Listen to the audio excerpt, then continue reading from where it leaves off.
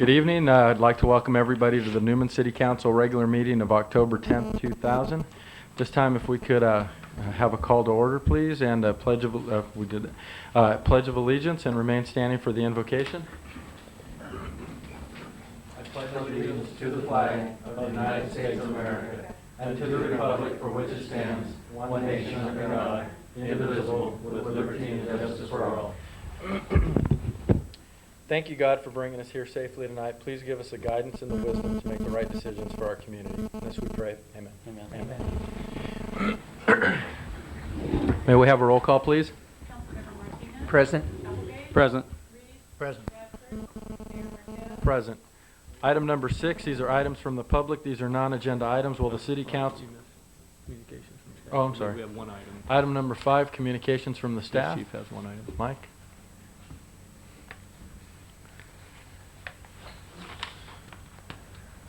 He forgot to do it. I'm just feeling at this, so.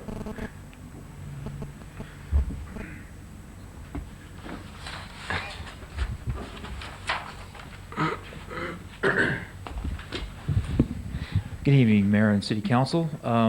Basically, I do have a couple of communications. One is a street closure. We have the Katie Fruger benefit coming up this Saturday, October 14th. We're looking at Q Street from being closed down from 8 a.m. to about 1 p.m. I understand that's for your event, Mel, and for the Fireman's Muster. And then they have also on R Street from 8 a.m. to 8 p.m. They're going to have a car show, and it's already been approved. They have insurance and everything else has been put into place. If there's any questions on that one, I can answer those at this point. Are there any questions for our chief? No? And then the other one is more of a routine one. We have a parade.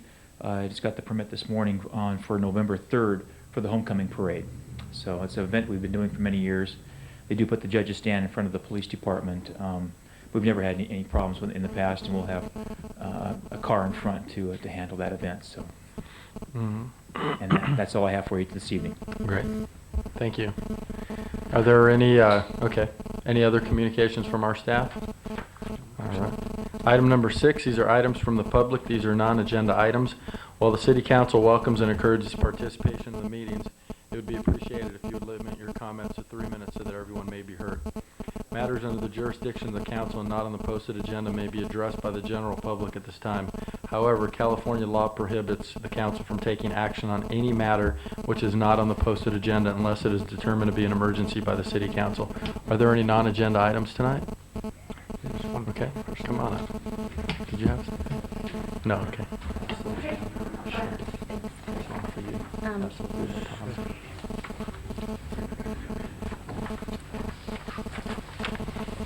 Actually, and if you could state your name and address for the record, that way we could... Okay. All right. Good evening, Mayor and City Council and fellow citizens of Newman. My name is Anna Jones, 1265 Duck Blind Circle, and I'm here tonight to present you with a petition for the removal of a dangerous pit bull. As you can see, the petition is signed by 23 of my neighbors. And I also wanted to let you know I made a report. Well, I don't know if it was a report. I spoke with the Newman Animal Control Officer today, and she did write down my comments and is going to speak to the owner of the dog as soon as she can. So just to let you know that that occurred today. I'm here because this dog is not properly restrained, and it poses a threat to my family and neighbors. On a personal note, this dog broke through my fence to try and attack my dogs. Luckily, I just let my dogs in the house, and I'm scared that the next time we won't be so lucky. Excuse me.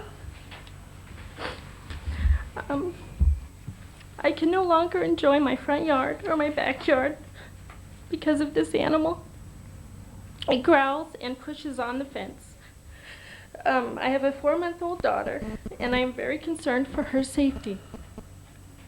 I want her to be able to play in her own backyard without the fear that a pit bull may come through the fence at any time. Neighbors and friends are frightened when they walk up to my front door because the dog growls and then again pushes on the fence. So I'm here tonight to ask you to please help us regain the safe and peaceful environment that my neighbors and I had prior to this dog moving in. Thank you for your time. Okay, thank you very much for coming here. Are there any questions? No, If I can just comment quickly, Mrs. Jones called me this morning. I did get the petition. I believe they dropped it through the door or something. I received it this morning, and I've already directed the police department and the animal control officer to, and as she mentioned, they've been out to talk to her. They've began the investigation. We'll move on it as quickly as we can to see if this fits the definition of within our ordinance. It allows us to have the dog removed under a vicious animal ordinance. So they are moving on that, and we'll get with them just as quickly as we can to determine what needs to be done. Okay. So, All right, thank you very much. Thank Okay, you for coming. Thank you. So, this dog's already broken through the fence and everything else? well, I guess part of it, when it broke through the fence, because she said that the lady said that she was going to restrain it, so they didn't report it to the police department, I believe, at that time, because they thought it was going to be taken care of. So now we're kind of having to backtrack a little bit and investigate these things that happened. I believe, in talking to the police chief, I believe he told me that the person that the dog was attacked, the other dog, the other incident, said that they did not want to press charges or enforce it. So because of that, a report wasn't taken. They didn't want to do anything. So, but we do know that wouldn't happen because they did tell us about it. So we are aware of that incident. In order, as I understand it, in our vicious animal ordinance, they have to show a progression of events that would tell us that yes, we definitely have to declare it as vicious. This sounds like the start of it, and it may be enough to do it. We just need to investigate those and make sure that it meets that definition, and then we can follow through with it. All right. what kind of time frame are we looking at to get all of these answers?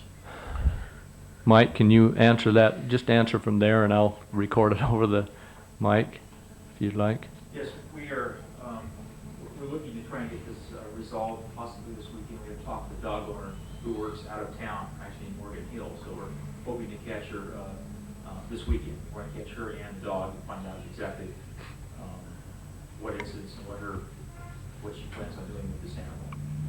So hopefully by the 1st of next week, we'll have an answer on this that we can All decide right. what we need to do. Okay. Okay. Well, thank you again for coming here. Thank you. And we'll be in contact with Sure. you folks, okay? Sure.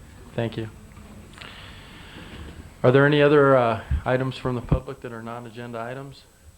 All right, seeing none. These are items from the public. These are agenda items. Any member of the audience desiring to address the council on a matter on the agenda, please raise your hand or step to the podium at the time the item is announced by the mayor. In order that all interested parties have an opportunity to speak, any person addressing the council will be limited to a maximum of 3 minutes unless the mayor and the council grants a longer period of time. Item number 7, these are public hearings. We have none tonight. Item number 8, this is 8A is approval of warrants minus warrant 019532 to PG&E. Item 8B is approval of minutes of the September 26, 2000 regular meeting. Item C, resolution number 2000, a resolution rejecting the claim of James T. O'Connor. And 8D is award a bid of $26,938 for a 2001 Silverado LS pickup to Bigelow Chevrolet. Any questions on any of the consent items? Can't we include the PG&E? Being that one of our members who normally doesn't vote on it isn't here, we could include Do that if you'd like. 019532. One quick question. Let's, if I just may briefly pull item 8D real quick with regards to the awarding of the bid. So this is for the vehicle that we had talked about. Now, any other equipment that's necessary for this vehicle, light bar equipment, any new current radio, anything else, is that going to come back to us as an item to adopt? That's not included with this. Mel, you didn't present that as part of this. This is just for the vehicle at this time. So if there's anything else, we would have to discuss that and bring it back to you at a later date.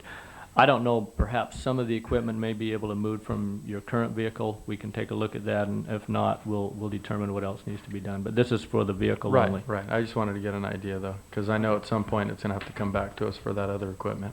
Sure. So, okay, so Mel, you'll let us know on that, okay. So then you're not On gonna pull these- it? No, I just Okay. had a quick question on that, sorry about that. Well, I just- Did you want to pull Yeah, it? yeah, pull this one. He wants to pull it. Okay. Okay, can we have a motion on A, B, and C? So moved. Second. We have a motion and a second. All those in favor state by saying aye. Aye. Opposed, motion passes 4-0 with one absent. Dave? On this new pickup for the fire chief, what's the, are these, we show a bid from Bigelow Chevrolet and Patchett Ford. Is the equipment comparable on both of these? I mean, I'd say you mentioned that the engines are, one's a little larger than the other, and the turning ratio is higher for the Chevrolet, but Mel, you might can help me out a little bit more on this. Those were the main things that were on it that were a difference. And then the other thing that was the other issue that why the chief wanted to get this vehicle was that it's available immediately rather than waiting. So Yeah, I called Patches today and they said that pickup probably, if they did go by their bid, on their bid, that'd take around December before they got it, Okay. before they would get it. And The they, when? What? December. December, okay. So basically, we're looking at the time on the thing, just getting it as soon as possible. Yeah. Okay, that's good enough, Mel. Okay, thank Okay, you. thank you, Mel. And then you'll let us know, we'll have some information back to us at the next meeting, Mel, as far as the other additional equipment you need for that. Okay. All right, if we could have some direction on 8D. Motion, we approve 8D. Second. We have a motion and a second. All those in favor state by saying aye. Aye. Opposed, motion passes 4-0 with one absent. Thank you. Thank you, Mel. Thank you, Cleve. Item 9, this is regular business. 9A, this is a presentation, Lights On After School from Louise Castor, but Louise isn't here tonight. Terry Eddington is here in Right. place of Louise Catherine. So Louise has the flu, so she asked me to Uh-oh. come. Yeah, hopefully she'll be better. Good evening. I'd just like to tell you a little bit about the program that I work with. My name is Terry Eddington. I work for the YOLO After School program, which is called HEP.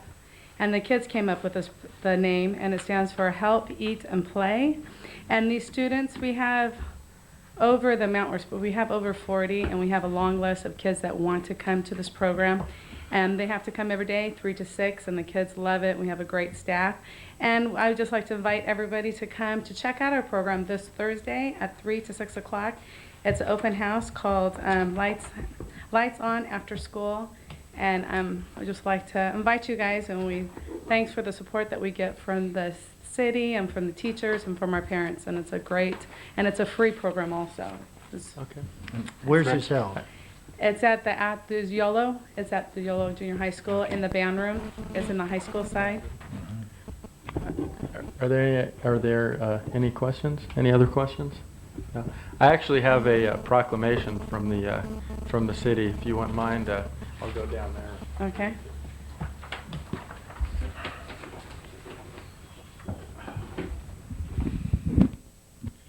Okay, this is a proclamation by the mayor of the city of Newman, whereas the citizens of Newman stand firmly committed to quality after-school programs because they stimulate children's imaginations and enrich our students' lives, provide a safe, friendly learning environment for our kids that boosts their academic achievement, support working families by ensuring that their children are safe and productive after the regular school day ends, encourage families to become more effective partners in their children's education, and they build stronger communities by involving our students, parents, business leaders, and adult volunteers in the lives of our young people.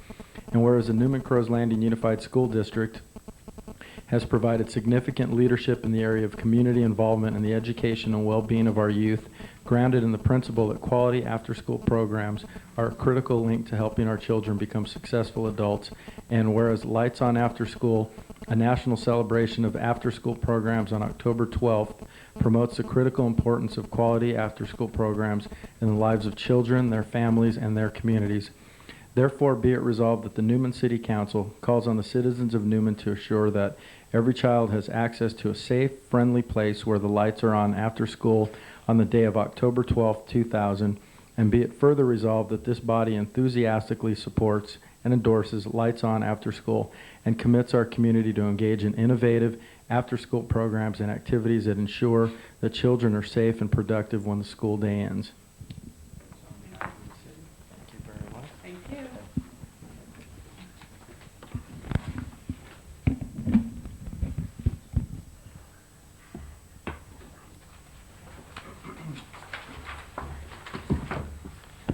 Thank you again.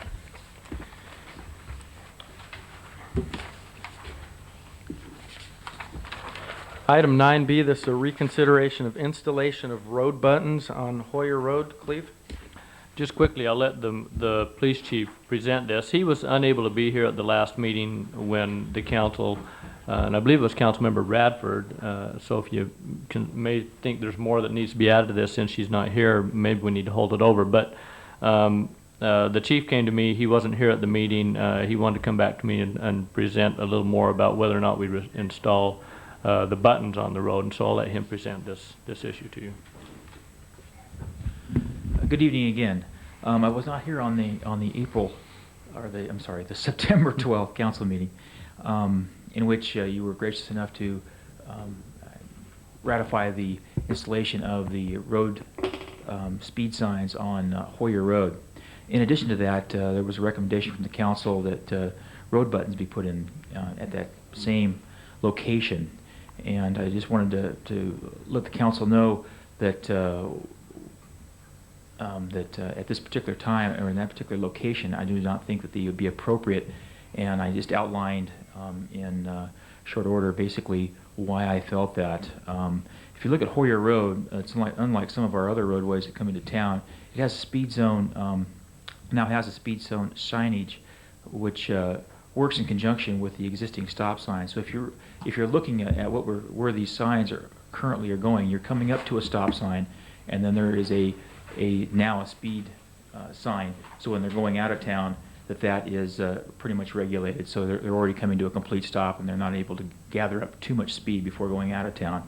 And then we have the same type of devices with a speed 25-mile-an-hour head sign as they come into town, which notifies the driver. The purpose of the speed bumps is basically to alert the driver to a change in road conditions. And with what we're looking at is they're coming into town, and then they're coming into slowing down and then coming to a stop sign, which is regulated in very short distances. Where this is really appropriate is where we have it on Upper Road, where you're almost a mile, 3/4 of a mile away from a stop sign, and then you're coming up to a stop sign, but there's a 3/4 of a mile before you reach that stop sign. So we're wanting to alert the drivers of that 35-mile-an-hour change from the 55-mile-an-hour zone. So we're looking at a shorter distance. These individuals, motorists, is going to be advised of that kind of a change. The other thing that we're looking at is that right now these would be going in where our current city limits are, but the city seems to be growing out in that direction, and I'm afraid they would not have the same impact as when the city grows and the city limits go further out. So the road buttons would not be have the same meaning or effect at that particular time. Also, the traffic that we're looking on this particular road is much less and would not really justify the installation and the continued maintenance involved with this type of device. And this road is not a truck route either, so it again doesn't take the volume of traffic that we'd be looking at. It's an upper Hills Ferry, Merced, those types of streets. The also thing I'm looking at is trying to be consistent. We want to be consistent with our road signage, and currently, if you look at where we currently have road buttons, we have them on the Upper Road, as again, like I spoke of, but the distance that we're looking at is 3/4 of a mile before you come up to another traffic control device. We also look at Hills Ferry Road, which could probably use some more buttons out there, but that is an example where there is no devices present. And so again, it's to alert the driver for the change in road conditions, and that the speed is going down, and that's why those things are used. The road buttons are used in that particular instance. If we chose to go with the buttons, again, to remain consistent, we'd have to look at, I believe we'd have to look at Oris Timber Road, because it would have the same exact same conditions, very similar road, low volume, and same amount of traffic that we're looking at on that particular road, and that would keep it consistent with what Hoyer Road is looking at. So it would keep our traffic control devices very similar throughout that. So basically, I just kind of want to bring those things to your attention at this particular time, and have the council make their decision as with that. So basically, it's an informational report at this point. So Aren't these buttons beneficial for times of heavy fog to alert people to changing road conditions also? well, you have a fog line. Basically, the road buttons are to it would be. I don't believe that would really be as beneficial. I think the fog line out there would be a little bit more beneficial than. So you'd know where the road ends and Yeah, stops. something like that. But as far as the road buttons, they actually cross the road The ones itself. that actually which- say 35 or whatever. Right. Yeah. Okay. So, Any other questions for the chief? All right. So your recommendation is that we don't install these things, right? and it's unusual for me to come in and ask for something not to go in. So Right. usually I'm asking you to put things in for me. Okay. If there are no other questions for the chief, then I know this isn't I know this is from a discussion, but how do we want to move forward with this? Do we want to drop this idea of the installation of the road buttons at this time, or what do we want to do? Well, I think first of all, as Mike has said, we want to be consistent in what we do, and I think maybe that's the key here. So Okay. whatever the council pleasure is, but I'd rather be consistent than not. Right. Tom? Well, the chief's the expert. Let's go with the expert. Okay. Thank you very much for your recommendation. Thank you. Okay. We should probably have, even though this just says reconsider, we'd probably have a motion on that, since you did make a motion to have them Okay. put on. Just a Can we motion to have a motion that would give us some direction on dropping this item at this time? Well, I move that we delete the installation of road buttons on Hoyer Road from our previous motion to grant it. Okay, thank you. Second. We have a motion and a second. All those in favor state by saying aye. Aye. Aye. Opposed, motion passes 4-0 with one absent. Thanks, Mike.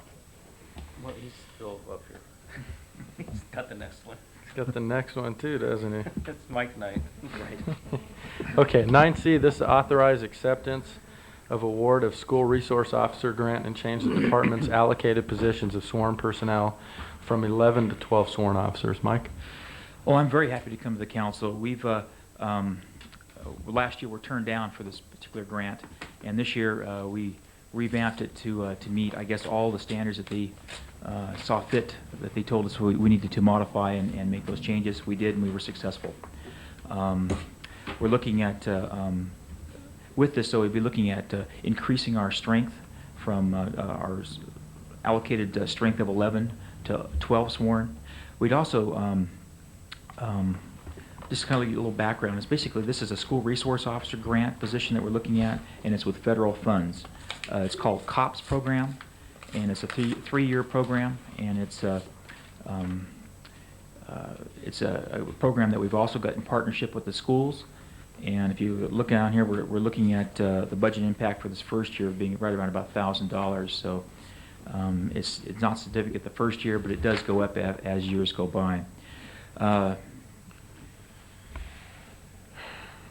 And we are currently looking at filling this position. We've had, I've got items of interest, a letter of interest out at this point to get from our current staffing to find out who would be filling this position, and from that we'll be working with the schools to fill this position, because this is a position where I believe it's a joint effort, funded jointly, and I think this is to have a good fit for this role that we're asking this officer to do within our schools. It's the schools are going to have some say in that, but I think it's going to be, it's kind of like a marriage.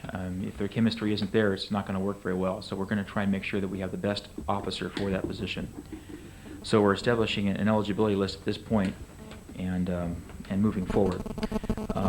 We had an oral board, just to let you know, on October 6th, and to establish an eligibility list to fill this or some other positions that we have coming up.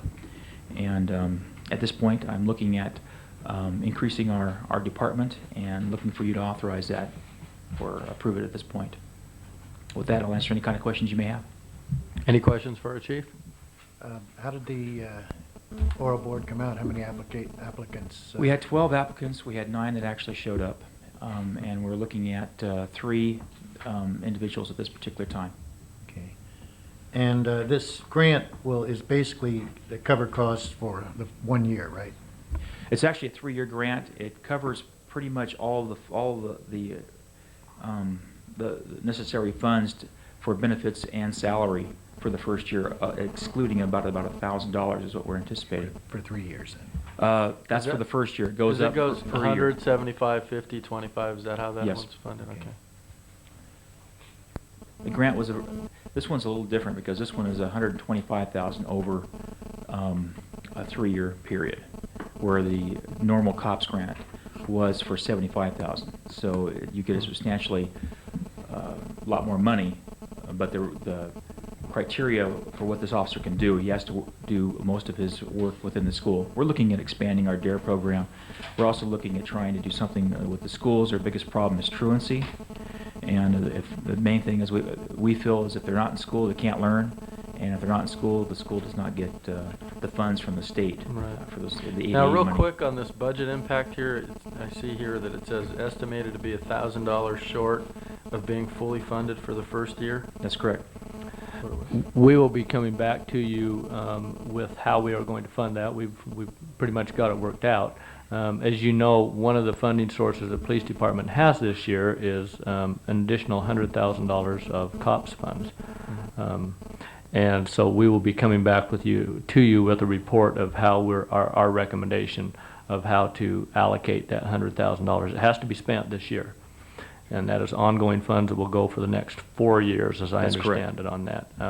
And so we'll be coming back with your recommendation of how to use that money, and this $1,000 will be in that recommendation. Okay.